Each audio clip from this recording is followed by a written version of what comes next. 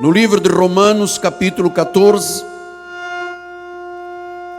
o tema de hoje é Jesus, o fundamento precioso da vida e da família. Diz assim o apóstolo São Paulo: nenhum de nós, porque nenhum de nós vive para si mesmo, nem morre para si. Porque se vivemos para o Senhor, vivemos. Se morremos para o Senhor, morremos. Quer pois vivamos ou morramos, nós na realidade somos do Senhor. Que esta palavra venha abençoar os nossos corações. Vou pedir só o meu engenheiro um pouquinho, retorno, só um pouquinho, está ótimo. Que esta palavra abençoe todos os corações. Vamos orar ao Senhor.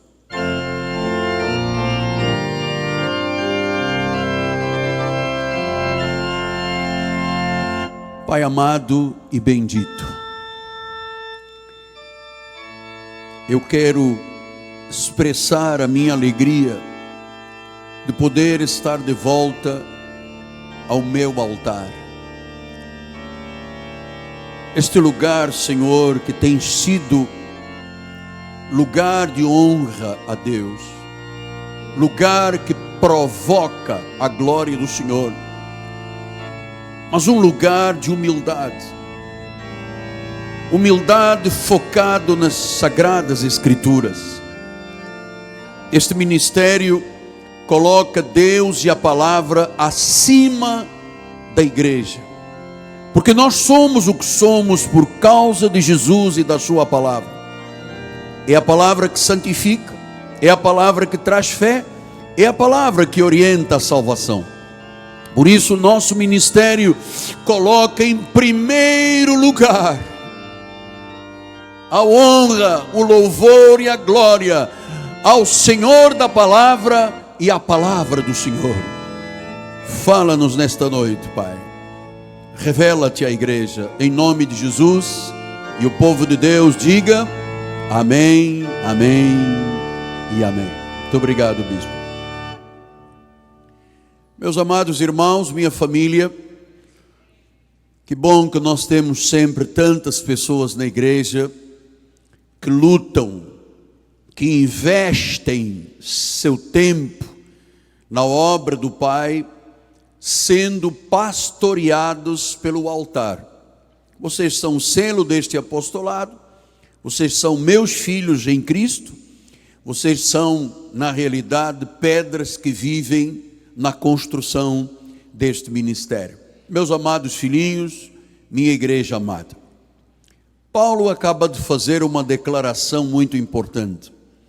Ele disse: nós somos do Senhor. Nós somos do Senhor.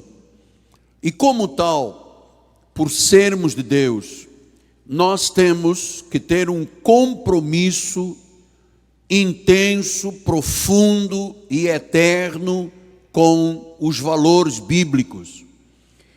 Nós somos do Senhor porque Ele removeu a culpa do pecado, Ele nos deu vida eterna, Ele nos transformou em verdadeiros filhos de Deus. João disse isso em 1 João 3, ele disse: vede que grande amor Ele nos tem concedido do Pai, ao ponto de sermos chamados filhos de Deus. Somos filhos de Deus, somos conhecidos dEle, somos amados dEle.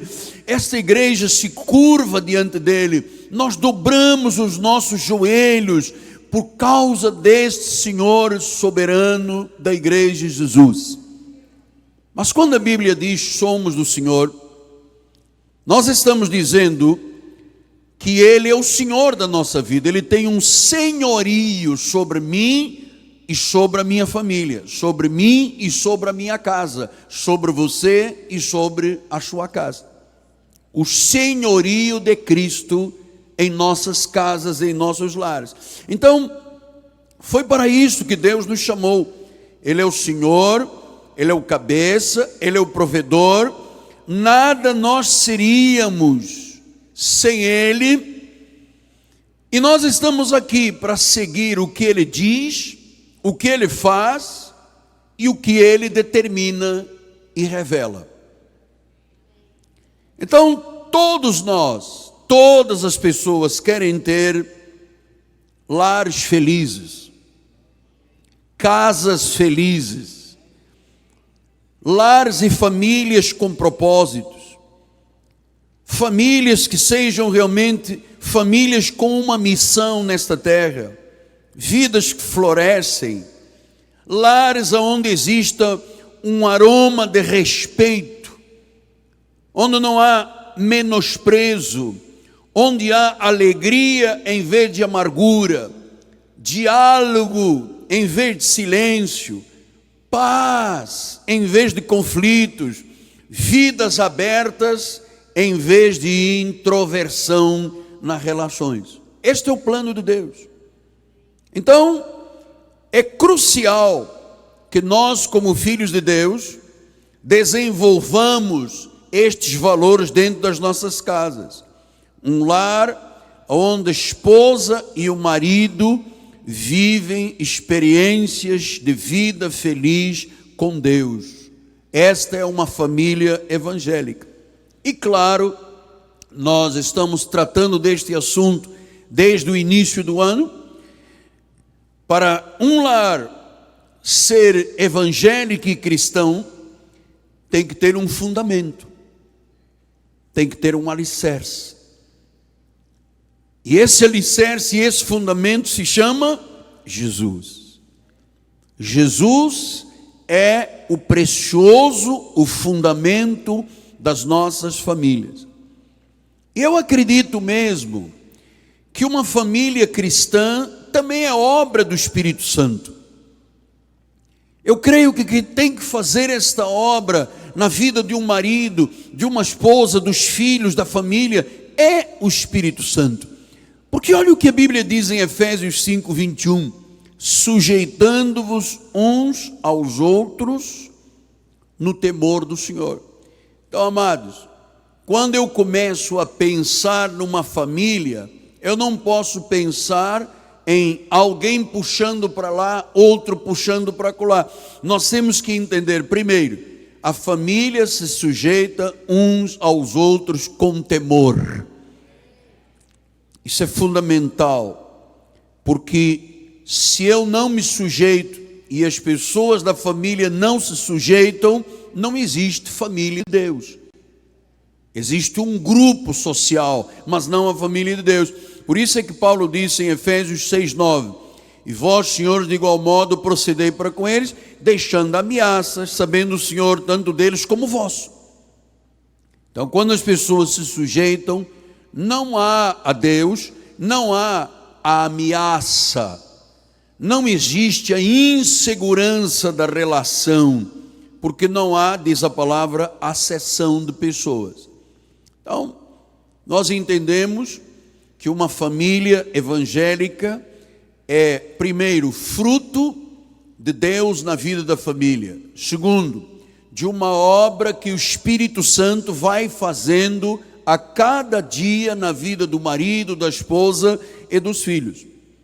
E claro que nós estamos ensinando a igreja a resgatar estes valores. E uma família cristã, ela tem que ser diferente da família do mundo. Porque se o marido se sujeita à esposa, a esposa se sujeita ao marido, se o Senhor é o Senhor da casa, e nesta casa não há acessão de pessoas, não há um superior ao outro, nós estamos no caminho certo da construção de uma família evangélica e cristã. Agora, para sermos diferentes do mundo, existem valores que têm que ser vivenciados. Vamos estudar alguns deles esta noite. Colossenses 3:18, diz assim a palavra: esposas, você não pode se sentir ofendida, minha irmã, todas as vezes que o Espírito Santo falar daquilo que deve ser a sua vida na família. Então ele diz: esposas, sede submissas ao próprio marido, como convém no Senhor. Então, um valor que mostra a sujeição das pessoas dentro de casa começa com a esposa. Uma esposa evangélica tem que ser submissa como ela é ao Senhor e como convém. Olha o que a Bíblia diz: como convém no Senhor. Quer dizer que a regra é estabelecida por Deus. Então, esposas, sede submissas ao próprio marido. Então, se isto convém a Deus, minha amada, você há de convir comigo, sem redundância, de que se Deus disse que a mulher tem que ser submissa ao marido, aceite isto como algo importante, algo criado por Deus. Deus não disse sede submissa, Ele não disse você mulher é inferior. Ele disse que a mulher tem que estar submetida ao marido. Eu vou dizer uma coisa: uma mulher que não queira submeter ao marido não deve casar. Porque a regra é esta: mulheres sejam submissas aos maridos. Pastor, mas hoje em dia não é assim. Não, hoje em dia não é assim para o mundo, é assim para Deus. A mulher tem que ser submissa ao marido. Não diz, mas eu venho de uma família, nós temos o nariz em pé. Baixa o nariz, opera o nariz, faz uma cirurgia plástica, alguma coisa. Mas a mulher tem que ser submissa ao marido. Submissão não é sujeição. É alguém que livre, espontaneamente e por amor diz: ok, eu te amo, eu vou me submeter a você. Não é sujeitar a você, é submissão, regra bíblica de submetimento criada por Deus. Veja em Colossenses 4:1 o que diz: senhores, tratai os servos com justiça, com equidade, certos de que também vós tendes Senhor no céu. Então agora, Deus começa a tratar também com esta questão da relação marido-mulher. Diz: trata os servos com justiça. Eu tenho que tratar a minha esposa com justiça, os meus funcionários com justiça, os meus amigos com justiça, porque eu tenho que ser o que a Bíblia diz que eu tenho que ser, ou então não sou do Senhor. Vamos ver outra passagem, 1 de Pedro 2,18. Servos, sede submissos com todo o temor ao vosso Senhor, não somente se for bom e cordato, mas também ao perverso. Veja, a submissão é de uma grandeza, é de uma virtude, que além da mulher ser submissa ao homem, agora diz que os servos também têm que ser submissos com temor ao Senhor. Então, eu sei que esta experiência da submissão é algo que às vezes para algumas pessoas é constrangedor, mas ele é bíblico, ele é valioso. 1 de Pedro 3,7, maridos, agora o Senhor falou à esposa sobre submissão. A mulher que diz: olha, eu te amo, e livre e espontaneamente eu estou aqui para cumprir a regra de Deus. Deus disse: sede submisso, eu me submeto a você. Agora vem Deus e fala ao marido. Ele disse: maridos, vós igualmente vivei a vida comum do lar, tende consideração para com a vossa mulher. Ela é a parte mais frágil. Você tem que tratá-la com dignidade. Olha, eu vou lhe dizer uma coisa. Se esses dois versículos fossem vividos, não haveria um desquite, um divórcio, uma separação na obra de Deus. Nenhum colega meu advogado ganharia dinheiro com divórcio. Mulher, sede submissas aos vossos maridos, como ao Senhor, como convém a Deus. Maridos, viva a vida comum. Você não é o chefão, é a vida comum do lar. Você é o sacerdote, você é o rei, você é o profeta da casa, você é o provedor da casa. Mas diz que esta vida tem que ser em comum. submetido ao marido, submetido à esposa, diz com discernimento, não com violência, não com agressão. Meu amado, eu vou lhe dizer uma coisa: quando uma pessoa não quer, dois não brigam. Se um dos cônjuges que é briguento, o outro pode tomar duas posições: ou é briguento também, ou silencia. E às vezes o silêncio faz parte de quê? Do discernimento. É melhor você ter paz do que você ter razão. Você tem que escolher. Então, diz: maridos, tenha discernimento, entenda os valores da sua esposa, entenda as questões hormonais da sua esposa, tenha consideração com a mulher. Amado, eu vou lhe dizer uma coisa: um homem que veste calça e que é homem, ele tem que ter consideração com a sua mulher. Eu conheço gente que tem mais consideração pela vizinha do que com a própria esposa. Tem consideração, quer dizer, considerar, quer dizer, valorizar, colocar a esposa no lugar que ela tem direito de estar. Então ele disse: olha, você não vê que a sua esposa é a parte mais frágil?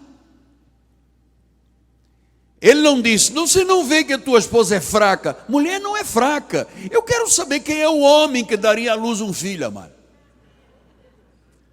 Chamar a mulher de fraca? Quem é o homem que encararia uma semana de febre, de vômito de um bebê que tem que correr para o hospital e troca a fralda, e depois o filho cresce, e depois cai da bicicleta, depois quebra a cabeça e tem que ensinar, e tem que ser professor, tem que ser psicólogo, tem que ser mãe, tem que ser esposa, tem que ser... Chamar a mulher de fraca é besteira, mano. Não existe pessoa mais forte no mundo que a mulher. As mulheres digam amém, gente. Defendam aí a brasa da vossa sardinha, ou a sardinha da brasa, não sei como é que se diz em português. Então ele disse: ela é frágil, não é fraca. A fragilidade é porque a mulher não tem a testosterona de um homem, a barba de um homem. Então a mulher é frágil, mas não é fraca. E a Bíblia diz: você tem que tratar a sua mulher com dignidade. Irmãos da igreja, digam amém. É, mais ou menos. Estou achando que a coisa vai... Então é assim, tem que tratar a esposa com dignidade. Porque, irmãos, se a esposa não é tratada com dignidade, se ela não se sente considerada, depois você não pode exigir outras coisas da sua esposa. Como, por exemplo, namorar. Já vamos tratar do tabu, né? Sexta-feira vai pegar fogo, vamos lá. Então, por que eu tenho que tratar com dignidade e consideração? Porque a Bíblia diz: sois herdeiros da mesma graça. E o marido que não tem este valor dentro de casa, a Bíblia diz: vão se interromper as vossas orações. Então é dramático. Deus julga, dá a sentença e condena. Não tratou a esposa com dignidade, não honrou a esposa, orações interrompidas. Então nós estamos aqui para resgatar. Eu sei que às vezes as pessoas já sofreram tanto, já brigaram tanto, já houve acusação, já houve violência verbal, já houve ameaça, que depois para reconstruir isso tudo às vezes é demorado, mas vale a pena. Vale a pena. Tito 2, 2, 4 e 5 diz isso, olha só. Quanto aos homens idosos, agora chegou a nossa vez dos aposentados. Gente que ganha um monte de dinheiro do INSS. Os homens idosos sejam o quê? Temperantes, equilibrados. Nada de perder cabeça em casa. Nada de jogar prato pela janela. Equilíbrio, temperado. O idoso tem que ser respeitável, tem que ser sensato, tem que ser sadio na fé, no amor, na constância. Quantas mulheres idosas, agora as senhoras também já aposentaram, olha aí, sejam sérias no seu proceder, nada de fofoca, olha o que a Bíblia diz, caluniadoras, não escravizadas a muito vinho, não pode muito vinho não, só isso, só, irmã gosta, só isso, 2 dedinhos, nada dá, 2 dedinhos, aposto, 2 dedinhos.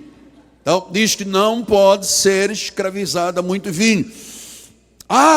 E as mulheres mais idosas, sejam mestras do bem. Ensina a sua filha a fazer um pudim decente. Ensina a sua filha a bordar, a ser prendada. Hoje em dia não se fala mais numa mulher prendada. Não é verdade? Uma coisa que eu admiro na bispa, ela sabe fazer tudo, é uma mulher prendada. Então, mulher prendada tem um valor muito grande. Mulher sabe, é o que a Bíblia chama da mulher virtuosa. Está aí, cuida da casa, é econômica, ela é uma mestra do bem. Na educação dos filhos, no trato com o marido, nas relações da família. A mulher idosa não pode beber muito, tem que ser mestra do bem, tem que ser uma pessoa de procedimento correto e tem que instruir as jovens recém-casadas a fazerem o quê? A amarem ao marido e os filhos. Então, quando uma filha vai na casa da mãe, não, porque o meu marido... Diga assim, vai amar o seu marido, vai cuidar da casa. Isto é obrigação da mãe, da mulher crente jamais idosa, ensinar as jovens recém-casadas a amarem o marido, porque as jovens recém-casadas hoje em dia não sabem amar o marido, que é assim, as pessoas às vezes pensam que a vida toda está envolvida só na questão sexual, e não é. Então tem que ser a mãe a sentar com a filha e dizer, filha, é assim que se cuida do marido. Quando teu marido vier chateado, não provoca a ira das pessoas, não é hora para falar, às vezes aguarda, calma, que às vezes o marido vem de cabeça quente, a mulher chega, ele já não sei o que, porque aconteceram 1000 coisas em casa, o marido vem, sabe, cheio de problemas. Então, a mulher, a crente, a mulher em mais de idade, ela tem que ensinar as suas filhas a serem sensatas, olha só, serem sensatas, honestas, boas donas de casa, bondosas, sujeitas ao marido. Este versículo dá pano para mangas, porque ele diz, olha, veja o versículo 4, bispo, por favor. Instruírem as jovens recém-casadas a amarem o marido e os seus filhos. Para quê? Versículo 5. As mulheres mais idosas devem ensinar as mais novas a serem sensatas, honestas, boas donas de casa, bondosas, sujeitas ao marido. Para quê? Para que a palavra de Deus não seja difamada. Quer dizer que quando uma mulher de Deus não ensina isto à sua filha, e a filha não aprende com a mãe na obra de Deus, a palavra de Deus é difamada. Versículo 6, vamos adiante. Quanto aos moços, de igual modo, exorta-os. Então eu estou exortando agora os moços da igreja, que sejam, para que em todas as coisas sejam o quê? Criteriosos, tenham critério, equilíbrio. Versículo 7, torna-te pessoalmente padrão das boas obras. No ensino, mostra integridade, mostra reverência, linguagem sadia, irrepreensível, para que o adversário seja envergonhado, não tendo indignidade nenhuma que dizer a obra de Deus não seja defamada, a palavra não seja difamada, e o diabo, adversário, seja envergonhado. Quer dizer que quando não há estes valores, o diabo não é envergonhado, o diabo encontra espaço dentro da família. Quanto aos servos, sejam obedientes ao seu Senhor, dando-lhes motivo de satisfação, não sejam respondões. Não furtem. Pelo contrário, deem prova de toda a fidelidade, a fim de ornarem em todas as coisas a doutrina de Deus, vosso Salvador. Portanto, esta é a nossa responsabilidade. Responsabilidade do marido, responsabilidade da esposa. E eu vou te dizer uma coisa, o Senhor não é indiferente, porque uma coisa é o que nós vivemos aqui dentro da igreja, outra coisa é o que cada um vive dentro da sua casa. Veja o que ele diz no versículo 15. Diz essas coisas, exorta, repreende com toda autoridade. Ninguém te despreza. Então, minha amada, comece dentro da sua casa, com os seus filhos, com a sua esposa, com o seu marido. Estes valores aqui têm que ser vividos. Tem que ser vividos. Quando a Bíblia diz que uma mãe tem que ensinar uma filha a amar o seu marido, isto é uma verdade. No meu tempo jovem, eu me recordo, as mães preparavam as filhas para o casamento. Ela ia para dentro de uma casa, ela sabia cozinhar, ela sabia passar, ela sabia cuidar do marido, ela sabia cuidar do dinheiro, ela econômica. Gente, isso tudo sumiu do mapa. Hoje as pessoas casam porque se beijam bem. Mas ninguém vive só de beijo, minha amada.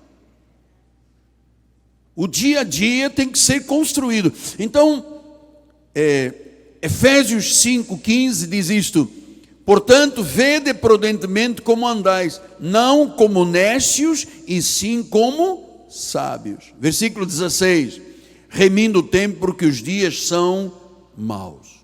Os dias são maus. A igreja tem que vir e influenciar a comunidade. Esta é a função do altar, porque se isto não começa dentro da nossa casa, como é que pode chegar à igreja? Se você não for uma mulher submissa ao seu marido, como é que você vai ser submissa a Deus que não o vê? Se você não trata a sua esposa com honra, dignidade e consideração, como é que você vai tratar o seu funcionário, os seus filhos ou o seu pastor dentro da igreja? Então, estas regras têm que começar dentro de casa. Isto é crucial.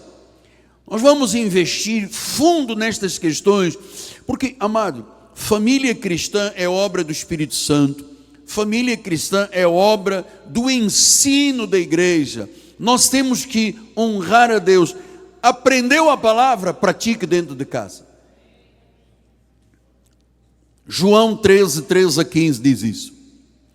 Vós me chamais de mestre e o Senhor, e dizeis bem, porque eu sou mestre e Senhor. Ora, se eu, sendo Senhor e mestre, vos lavei os pés, também vós deveis lavar os pés uns dos outros. Porque eu vos dei o exemplo, para que como eu vos fiz, façais vós também. Então, este exemplo de Jesus, de lavar os pés, é um exemplo de quê? Qual é o exemplo que ele deu? De humildade. Humildade. Eu acho que a chave de uma relação pacífica, feliz, saudável, chama-se humildade. Jesus diz, eu não lavei os vossos pés, lava também os pés. Ou seja, eu não mostrei a minha humildade. Amado, mostra a sua humildade. Diante de uma adversidade, você tem duas posições. Ou você reage de forma sanguinária, ou você reage em paz. Silêncio. São regras de Deus. Então, Jesus disse, se eu fiz, faça você também. Eu sei que isto é muito difícil, mas comece a praticar. Você vai se surpreender como o seu lar vai dar uma melhorada, como o astral da sua casa vai ser vibrante, porque você está seguindo o que Jesus está ensinando. Então o marido cristão é o líder, é o cabeça da família, está submetido a Jesus. E eu vou agora para os 10 últimos minutos deste encontro. Pastor, Deus tantas vezes fala mulher, mulher, mulher, mulher. Chega a dizer à mulher que ela pode sensatamente construir um lar ou com as suas próprias mãos destruir um lar. Por que há tantas regras falando da questão da mulher? Porque você sabe, a cultura judaica, cristã, especialmente a judaica, ela não valorizava a mulher conforme Cristo valorizou a mulher. Sabe, o próprio Paulo disse que algumas mulheres tinham que ficar caladas na igreja. Então, a cultura judaica não valorizava muito a mulher, como os povos do Oriente Médio não valorizam a mulher. Os povos da Ásia não dão nenhum valor à esposa, nem à mulher. Quem é que trouxe o valor à mulher? Jesus. Foi ele que disse: vocês são servos uns dos outros, vocês têm que ser submetidos uns aos outros. Então quem trouxe e qualificou a mulher com a dignidade e a honra que a mulher merece e é digna, foi Jesus Cristo. Ou você acha que para um árabe a mulher tem algum valor? Ela serve para procriar, mais nada. No Oriente Médio não se dá nenhum, em África não se dá nenhum valor à mulher. Nós temos que ensinar as pessoas a valorizarem as suas esposas. Você sabe, existem algumas tribos de África que o chefe da casa se converteu e ele vem com 5 esposas para a igreja. E o pastor não pode fazer nada, porque é cultura daquele povo. Então, nós estamos entendendo, amado, que regras de Deus são as mais perfeitas. Quando Deus diz dizima, isto é uma regra, isto é um padrão, isto é uma lei. E ele diz: se você o fizer, eu vou te beneficiar, eu vou derramar bênçãos sem medida, eu vou abrir as janelas dos céus, eu vou repreender o devorador. Ele estabelece a regra. Eu disse: agora você siga, ou se você não segue, não acontece o que ele diz de provisão. Assim é nas nossas relações. Tem gente na obra do Senhor que está literalmente careca de saber: mulher tem que ser submissa ao marido. E há mulheres que não são. Tem homens que estão literalmente carecas de ouvir um monte de vezes o pastor dizer: marido tem que tratar de consideração, mulher tem que tratar de consideração, e não consideram. E eu vou lhe dizer uma coisa: por que então há tanta reação com esta questão de submissão? Se Deus disse, mulher seja submissa, Ele quer o mal de você? Não, é porque é uma regra estabelecida por Deus. Se Ele disse: marido, olha só, se você não fizer, eu corto as tuas orações, tem algum mal? Não, Ele quer que o marido trate a esposa com dignidade, não quer que o marido veja a esposa só para a hora da cama. Essa é que é a realidade. Então existe uma retórica hoje em dia, e eu vou lhe dizer uma coisa: nós evangélicos não podemos aceitar a retórica do feminismo. O feminismo é uma onda que apareceu aí nas sociedades, que dizem que a liderança do homem é sempre má. Eu entendo que o feminismo é uma patologia, uma doença social, que ela culpa o homem como opressor da mulher. Eu vou lhe dizer uma coisa: eu entendo o feminismo como opressão da mulher no Oriente Médio e na Ásia, na África. Mas eu não entendo feminismo no meio da igreja de Jesus. Porque além de ser uma patologia, é um movimento perverso, porque ele demoniza o homem e destrói a família. Amado, família é a base da civilização. Feminismo é contra Deus, porque Efésios 5:22 ele diz: mulheres sejam submissas ao marido como ao Senhor. Quem estabeleceu esta regra aqui foi Deus.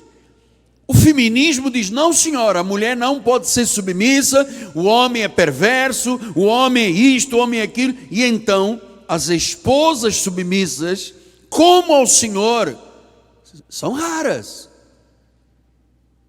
De esposa ser submissa ao teu marido como ao Senhor. Marido, veja a responsabilidade. ao marido como ao Senhor. Quer dizer que a mulher primeiro é submissa ao Senhor e depois ao marido. Isso não quer dizer que o marido é infalível, porque os dois têm que estar submetidos a Deus. O que eu estou dizendo é que não é verdade que o homem tem que ser demonizado, porque existe uma patologia no meio desses grupos feministas que vieram dos Estados Unidos, que são contra a mulher ser submissa e o homem ser o cabeça da casa. É por isso que a sociedade está como está. Porque eu volto a dizer, se todas as mulheres evangélicas seguissem estas regrinhas que nós aprendemos esta noite, da mulher submissa, cuidar da filha, ensinar os filhos, ensinar a amar, ser sensata, não ser dada muito vinho, não ser maldizente. Se todo mundo seguisse isso aqui, amado, isto viraria um paraíso. Isto viraria um paraíso. Então, 1 de Pedro 3, ele disse, mulheres, sede submissas, mulher, sede vós igualmente submissa ao próprio marido. Você já viu quantas vezes Deus está falando a mesma coisa? Submissa ao próprio marido, para que se ele... Agora veja o poder de uma mulher, olha o poder de uma mulher que segue regras de Deus. Olha só o poder que tem uma mulher. Mulher, sede submissas ao vosso próprio marido, para que se ele ainda não obedece à palavra, seja ganho, sem palavra alguma, agora vem aí, por meio do procedimento da esposa. Isso não é maravilhoso? Quer dizer que uma mulher evangélica, se ela é obediente à palavra, ela pode ganhar o seu marido sem palavra. Não precisa pegar a Bíblia e botar na cabeça dele e dizer, demônio, saia. É pelo procedimento. Ela não se recusa à vida conjugal. Ela não arma um golpe de dor de cabeça todos os dias para dizer que não tem espaço para namoro. Ela não. Isso aqui é um erro. Para mim é diabólico fazer isso com uma pessoa. É diabólico. Diz que o procedimento é aquela esposa que agrada ao marido. Mulher sabe agradar ao marido, amar. Mulher tem jeito para isso. É um dom de Deus. Como é que agrada ao marido? Em todas as áreas. Isso é um dom que Deus deu à mulher. A mulher não precisa nem de pregar em casa. Ela não precisa acordar domingo de manhã, chamar o marido assim, abra em Efésios 5, 23. E o marido está lá ouvindo futebol e dizendo, pô, Portugal hoje bateu na Rússia, você vem falar em submissão. Não precisa. É o procedimento. Puxa, casa sempre limpinha. Cozinhou na hora. Pastor, o senhor agora vem com esse papo de cozinhar. Abra uma lata de salsicha e joga no esparguete, já está bom. É isso que tem que mudar. Poxa, as senhoras antigas faziam ou não faziam isso, irmã? Pô, a mulher mais antiga caprichava, fazia um pratinho gostoso, uma maionezinha, né? Cheio de negócio, de gueri-gueri e tal. O marido ficava engueriguerizado. Agora é assim, abra uma lata de atum, abra uma lata de miojo. Isso não pode. A mulher diz que sem palavra, pelo procedimento. Versículo número 2. Ao observar o vosso honesto comportamento, veja, o marido fica de olho, cheio de temor. Adiante. Não seja o adorno da esposa, o que é exterior, frisados de cabelo, adereço de ouro, aparato. Quer dizer, ou seja, não é a questão da vaidade do que aparece por fora. Versículo 4. Seja, porém, o homem interior do coração, unido ao incorruptível, traz-lhe um espírito manso, tranquilo, que é de grande valor diante de Deus. Pois foi assim também que assim mesmo se ataviaram outrora as santas mulheres de Deus que esperavam em Deus, estando submissas ao seu próprio marido. Versículo de número 6. Como fazia Sara, que obedeceu a Abraão, chamando-lhe de Senhor, da qual vós vos tornastes filhas, praticando o bem e não temendo perturbação alguma. O que é que Sara tinha de discurso Ela não endeusava Abraão. Abraão não era o Deus da casa, mas ela tratava com tanta dignidade, com tanto temor, porque ela dizia: puxa, quem me deu este homem aqui foi Deus. Ela dizia: Senhor Abraão. E Abraão olhava e dizia: fala, pretinha, qual é o problema? Então, sabe, com temor, com dignidade, chamava de Senhor.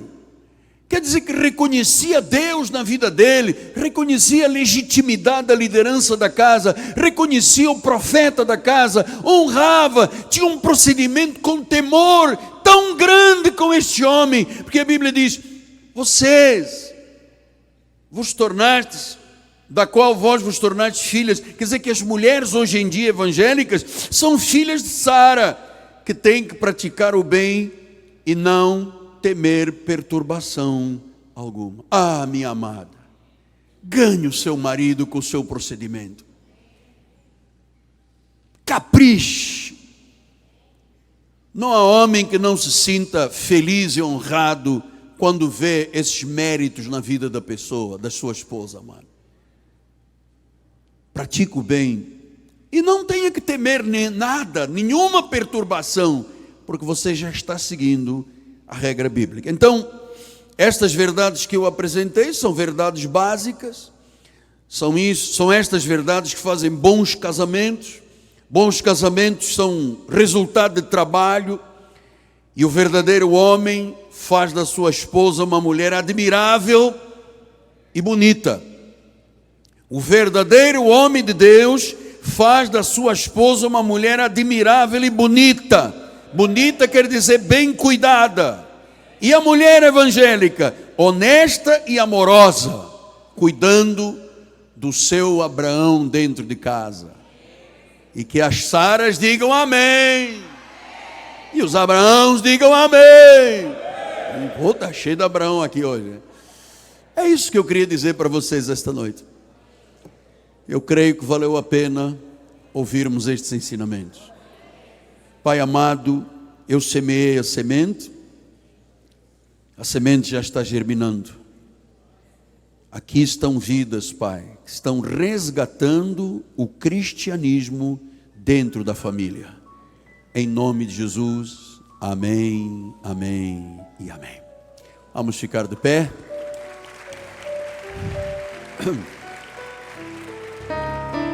Bispo, venha nos dar a bênção final. Estenda as suas mãos para o altar. Bispo Nacional vai dar a bênção final.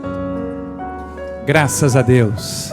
Senhor Jesus Cristo, soberano, Deus único, vivo e verdadeiro. Obrigado, Senhor, por esta noite abençoada, esta noite de conhecimento, de sabedoria. Aprendemos como tratar bem, Senhor, o nosso cônjuge. Aprendemos que quando Cristo é o cabeça da nossa casa, as nossas famílias são felizes e abençoadas. Sairemos para praticar tudo o que foi ensinado e veremos, Pai, a bênção de Deus se manifestar diariamente em nossos lares. Sairemos daqui felizes, em paz seremos guiados, que os teus anjos nos protejam e nos levem em paz até o nosso lar. Que a graça, a paz, a misericórdia, o amor e as doces consolações do Espírito sejam com todos hoje e para todos sempre. E aqueles que são felizes digam amém e amém. Abrace o seu irmão.